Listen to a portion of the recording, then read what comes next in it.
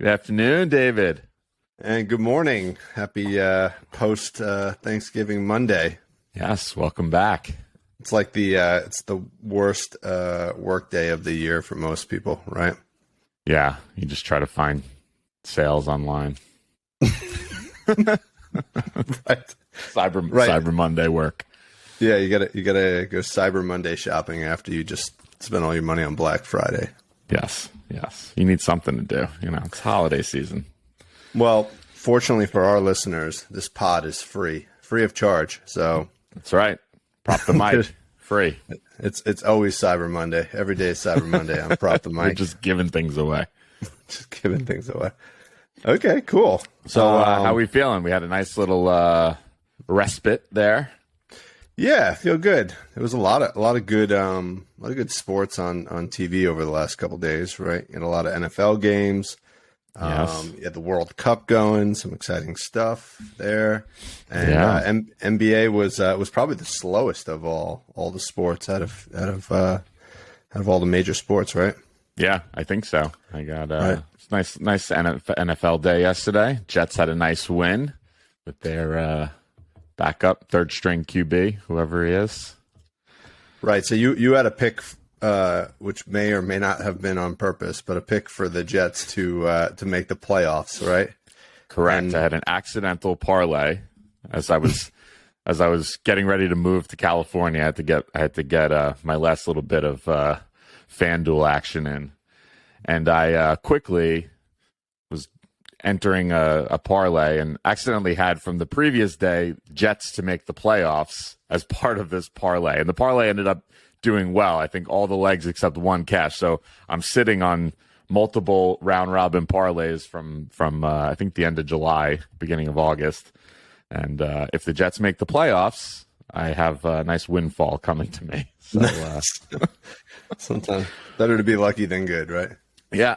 But it's still that ship has not sailed yet, and we don't want to count our chickens, So. No, they definitely have a history of imploding. So. Yes, but they're minus 108 to make the playoffs right now. Oh, but, pretty good. This is an NBA podcast, so yeah. Let's get on to the hardwood here.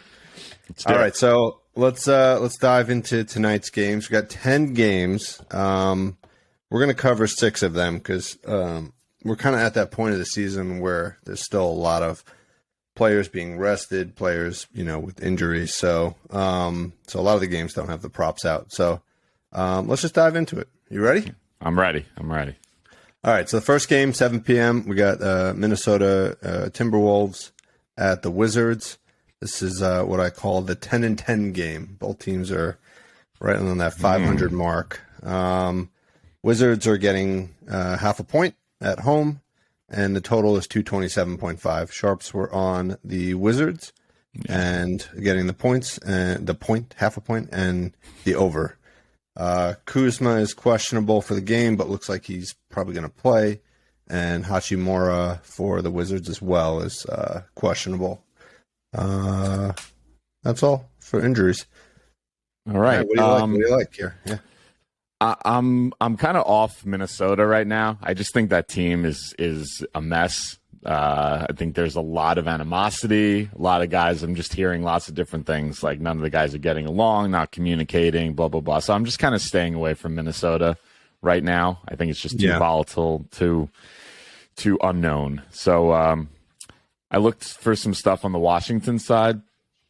The one I came up with, I don't love it. You just said Kuzma is questionable, looking like he will play.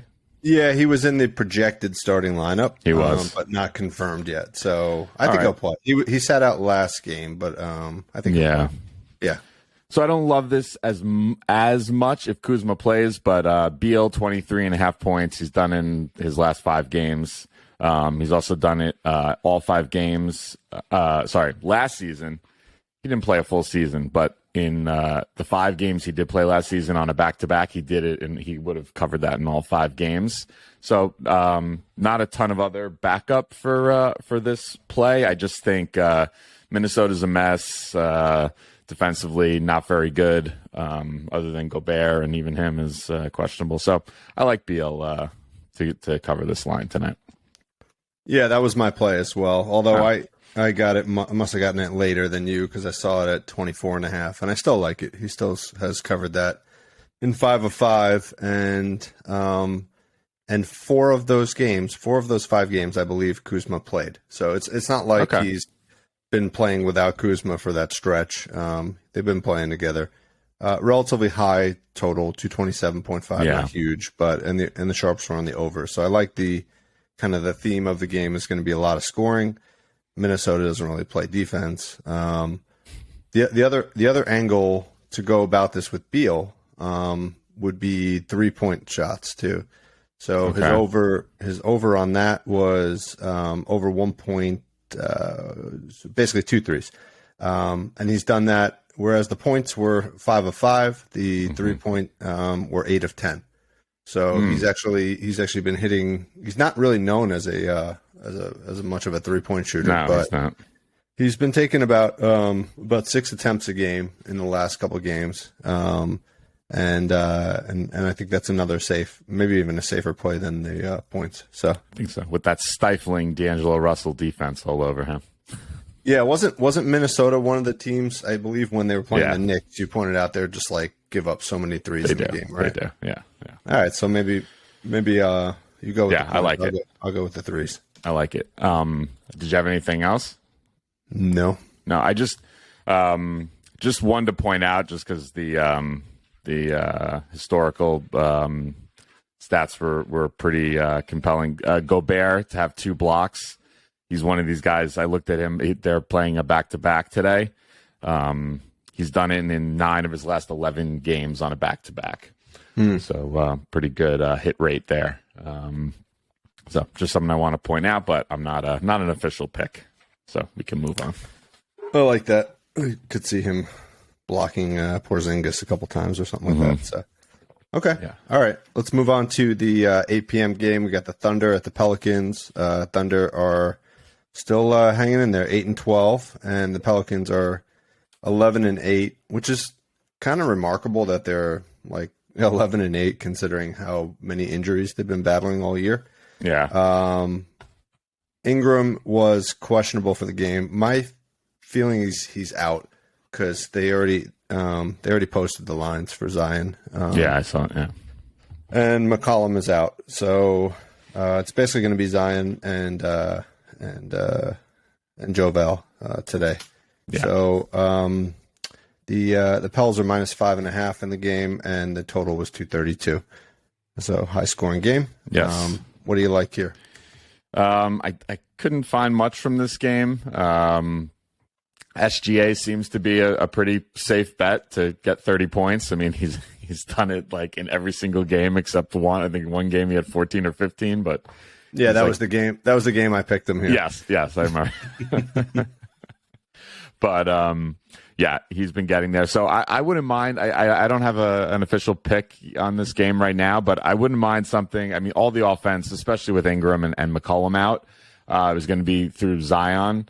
So maybe even doing like a ping pong SGA Zion, both to have 25 points or something like that. I don't know. That might be the play I like for this game, just because it's probably going to be the two of them putting on a show. Yeah. What about JoVal?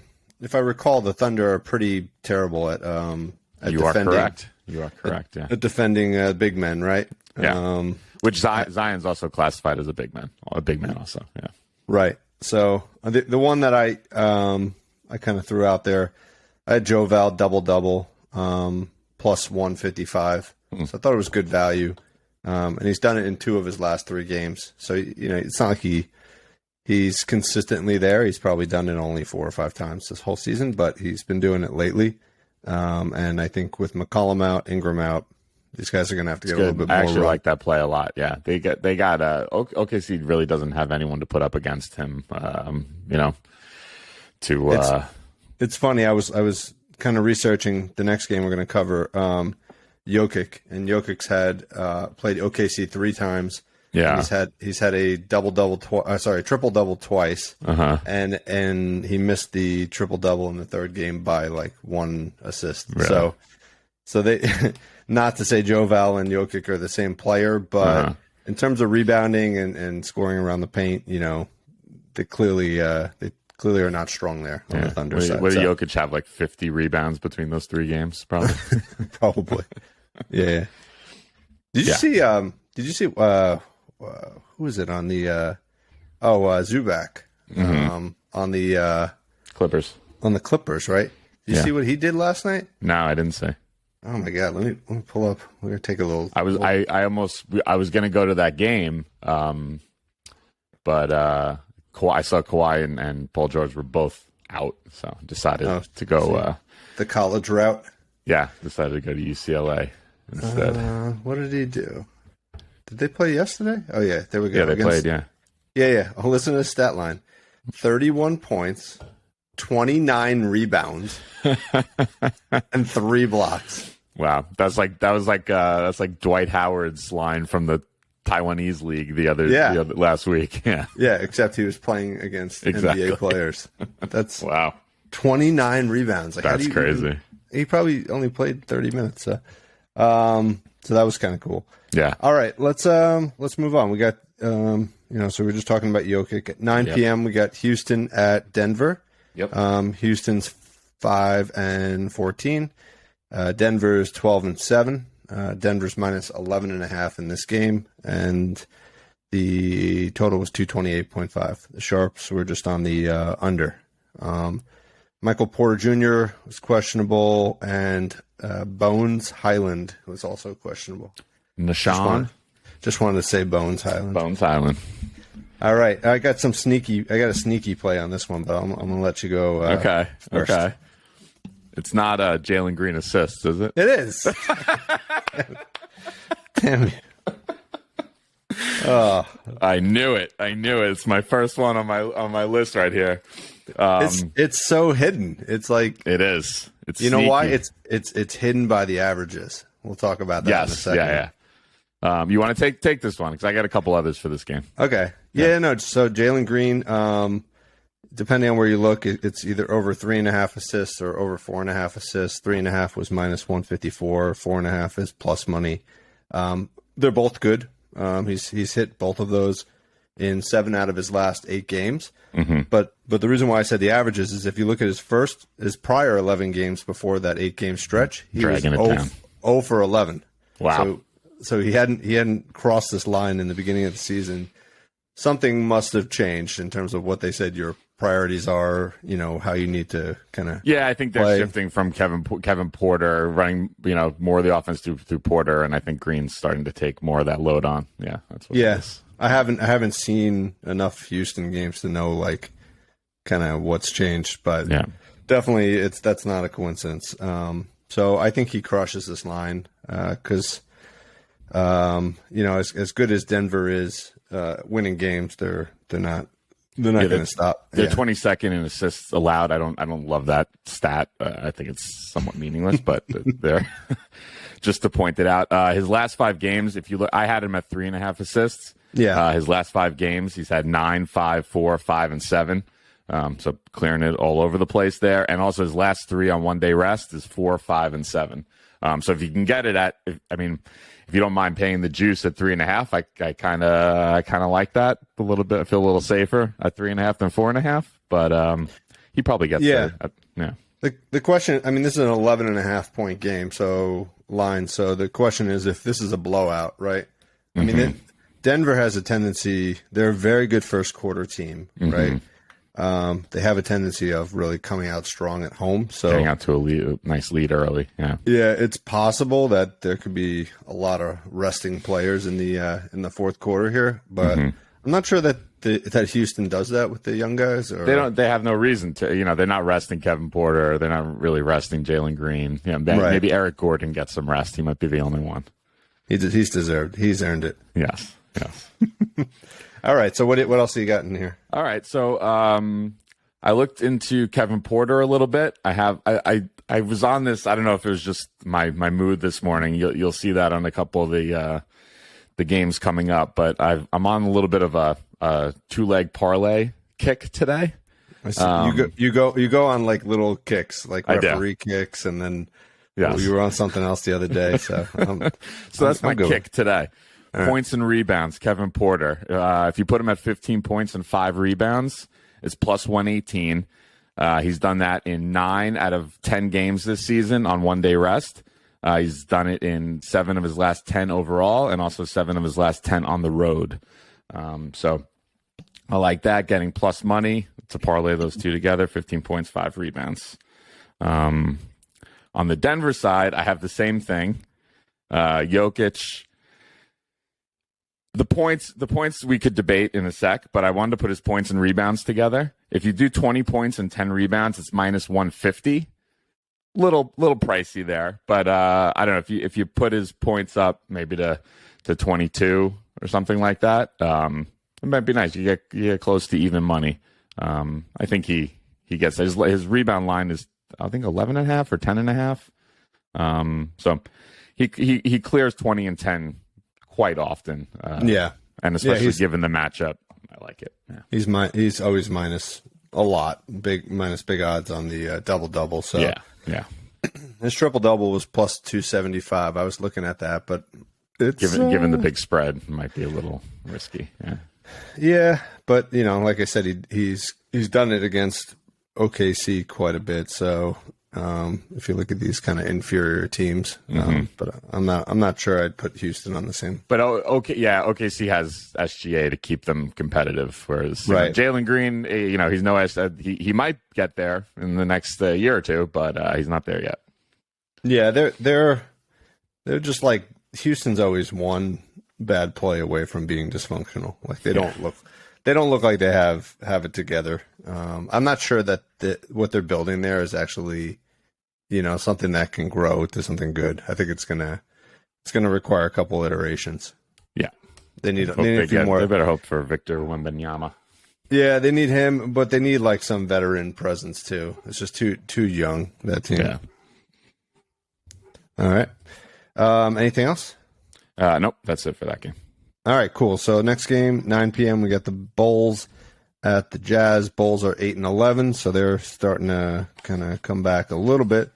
Jazz are 12-10. So reality is starting to I think set in a little bit for Utah. Yeah, we knew they'd come back down to earth. Yeah. But the Jazz are favored in this game. Jazz are minus 1.5, and sharps were on the Bulls, and the total was 236. So another high scoring game. Markkanen and Conley were both questionable for the game, so possible they don't play. And so I think there weren't a lot of lines on the Jazz side yet. I just came up with a little revenge here. On Markkanen. Oh, yeah. I didn't even think about that because his lines weren't out yet, so I wasn't. Yeah, but that's worth noting. Yes, for sure. It's the team who drafted him.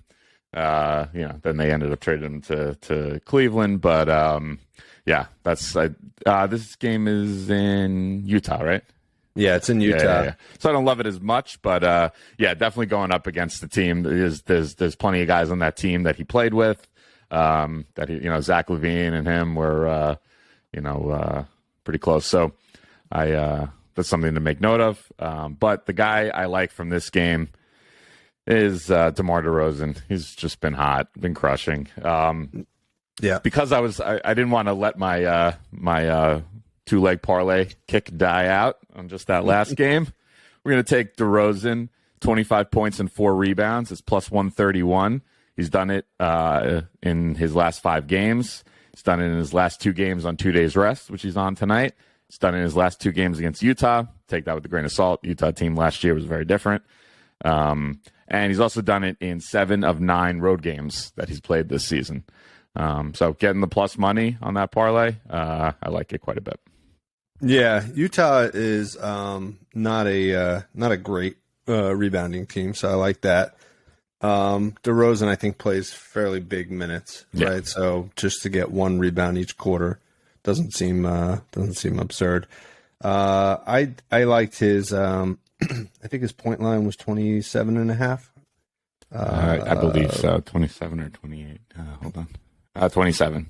Yeah, 27. So I like that too. He's hit that in 5 of 5 games. So I think it's obviously safer to back it down a little bit, but I think that was one of my plays. Yeah, I started there, and then I don't know, but then I was feeling a little sassy. Sassy. Interesting word choice. I got another play on the Bulls side. This one I think is also a sneaky find. All right. So Ayo Dosunmu. Mm-hmm. Did I say that right? I always struggle with his name. Something like that. Something like that. Over 2.5 rebounds, minus 135.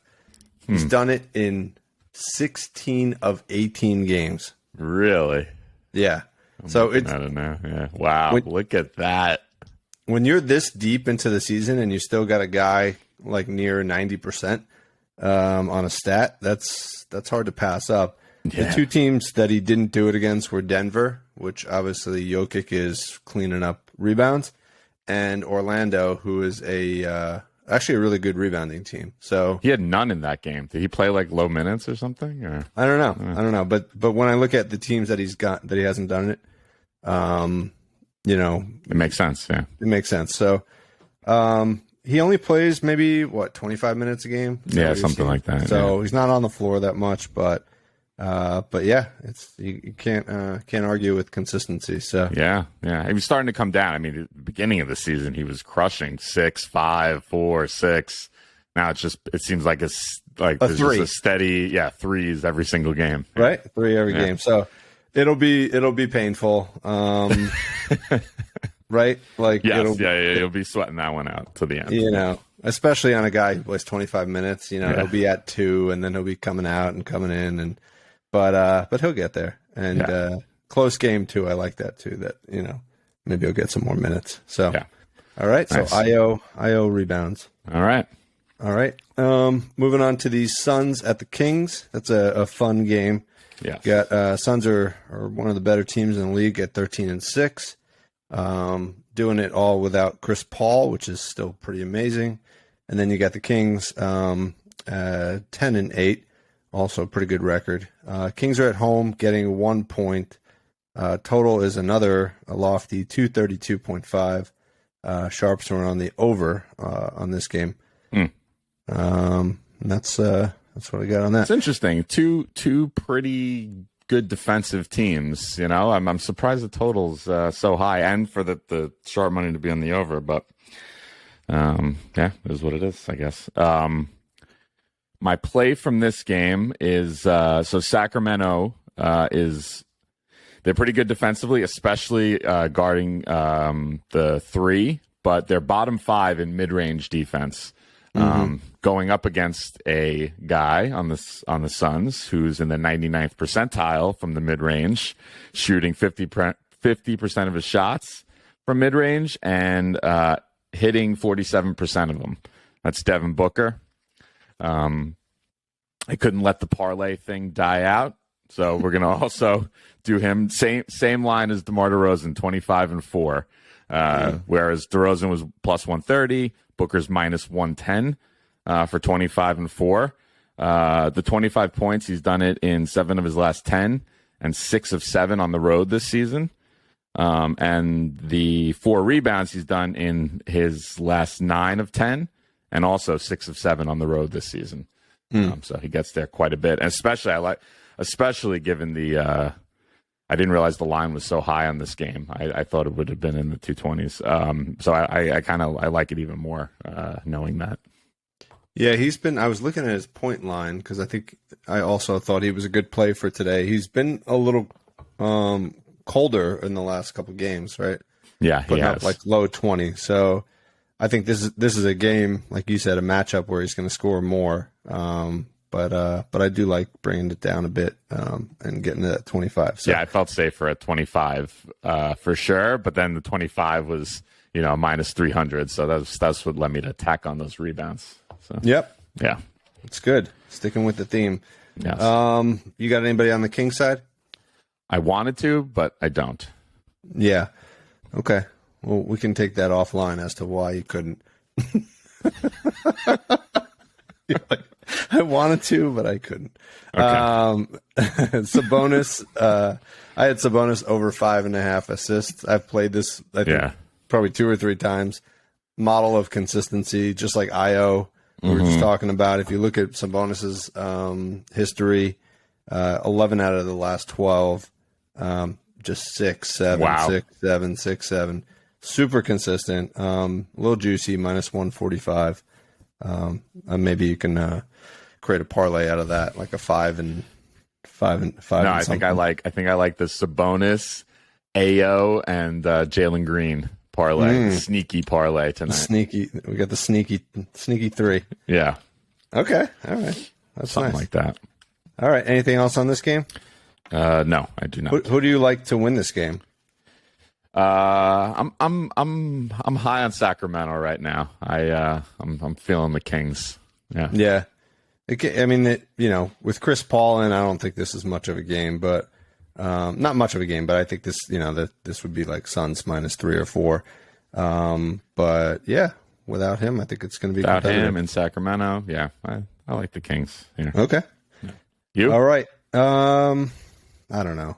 I do like, I would root for the Kings, but I feel like the Suns are Yeah. the Suns are kind of unstoppable. So I'll go with the Suns. Yeah. All right. All right, and we got a 10:30 game. Pacers at the Lakers. Pacers are 11-8, so doing pretty well. Lakers are 7-11, so kind of hanging in there. LeBron's back though, right? LeBron is back. He came back a couple of games ago. The only one who's really out in this game is of note is Pat Beverly. And obviously LeBron and AD are always questionable, but I think they're both going to play. Yeah. Lakers are minus 3, so that's unique that they're a favorite, Unique. Yeah. right? But they are home and they are going up against the Pacers. Yes. Pacers or the Sharps are on the Pacers, and the over, which was 237.5. So Wow. lots of scoring in this game. So tonight's going to be maybe it's like everybody else who's going back to work after Thanksgiving, a little bit A little sloppy. a little sloppy. Tonight's going to be a lot of scoring, it seems like. Yeah. All right. Who's standing out for you here? All right. I wanted to get something on Miles Turner. I just feel like the guy was like, he was openly lobbying on some podcasts basically to be that he should be traded to the Lakers. Yeah, that was kind I of feel weird, like- right? yeah. I feel like Right. he's so weird. I don't know how you don't get in trouble for something like that, right? But tampering or whatever. But yeah, I think he's going to want to put on a show and show the Lakers front office playing in LA that he's worth giving up some of those first round picks that they're holding on to get him on this team, especially with LeBron just coming back, and they've kind of recovered a little bit. So his line's 16.5 points. He's done it in 7 of his last 10 games. I think I just have a feeling it's a little bit more of a gut play. I just feel like he's ready to come ball out tonight. But his teammate Buddy Hield has a little bit more history and a little bit more backup to pick him on the points line. His line is also 16.5. What I like about it is he has like great success against the Lakers playing in LA. So I went back, I noticed that he was great in LA against the Lakers last year. So then I went back a few years. So going back to 2019, he's played 5 times against the Lakers in LA. 21, 28, 26, 25, and then he had one game where he had 2 points. He was 1 for 11 from the field. He just didn't have it that game, so it's kind of just crossed that one out. But he seems to get up for playing the Lakers in Los Angeles. So I'm gonna go with both of these tonight. Hield and Turner both 16.5 points over. Wow, not even juiced down, just going for it. I am. And given that line, 237, I like it a lot. Yeah. Yeah, I don't think the Lakers are particularly good at defending the 3 either, right? Not sure. Or defending anything really. So I definitely I definitely see him getting at least 3 threes. His line was for 4 threes. 4 threes, yeah. I was looking at that. Okay, I like both of those. I got the. I think even Buddy Hield was part of a potential trade rumor to the Lakers they've right? Spoken about both of them. I mean, he's been part of trade rumors going back to even before he got traded to the Pacers. Like, right. Before last season, there was, a lot of people were wondering why he actually didn't end up, the Kings didn't end up trading him to the Lakers. That seemed like kind of like it was in the bag. A lot of people were kind of just assuming that was going to happen. It didn't end up happening. So, yeah, it very well could still happen. The Lakers are holding on to those 2 first-round picks that, very well could be traded for Turner and Hield. So you think tonight is like an open tryout for the Lakers? I think so. That's why I'm going with these 2 guys. Yeah. I was gonna play assists, but now I'm afraid to because maybe nobody will pass the ball. They might all. That's true. They all want to get some buckets. Yeah. So I like Halliburton assists. He's another steady Eddie. There's a correlation there between Turner and Hield scoring and Halliburton assists. I like it. So his line is really creeping up there. It used to be like 9.5, 10.5. Now it's up to 11.5. But with the volume of scoring, I still think it's good. He's hit that in 4 of the last 5 games. So let's say he gets 14 assists, 7 to Hield and 7 to Turner. That's what we'll go with. It's a big line, this right? Guy, 14, 14, 14, 15. He's. You know what though? What I I was watching one of his games the other day. What I really like his mentality though. He is a pass first player. Sure. He's like he's very very good offensive scorer too. But given like the option to pass or shoot, he will give the ball up, and that's why he ends up with 14 assists, right? Because he gives up a lot of shots that he could take himself. So I like it, especially in a super high scoring game like this. So nice. Okay. All right.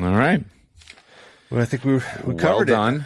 It. Yeah, it's good to be back. In just over 30 minutes. Yeah, great to be back. Let's look out for those Laurie Markkinen lines later. Yeah, exactly. Can't let a revenge narrative go to waste. So yeah, and since you're in the LA area, if you feel up to trying out for the Lakers tonight, feel free to go to the game. You think I should suit up? Yeah, suit up and get out there. See what you can do. Brick a few. Brick a few. All right, David. All right. Good to see you. Yep. Nice work. Bye. Bye.